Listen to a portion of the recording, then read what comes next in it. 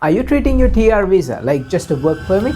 That mistake could cost you and your future in Australia. Your temporary graduate visa gives you time to work, but it also gives you a limited time to build your next visa pathway. Working full-time does not automatically lead to permanent residency. You need to check whether your job is relevant to your nominated occupation. Does it support your skills assessment? Are you gaining the required work experience? Do you need better English score, professional registration, regional employment, or employer sponsorship? Use your TR visa strategically.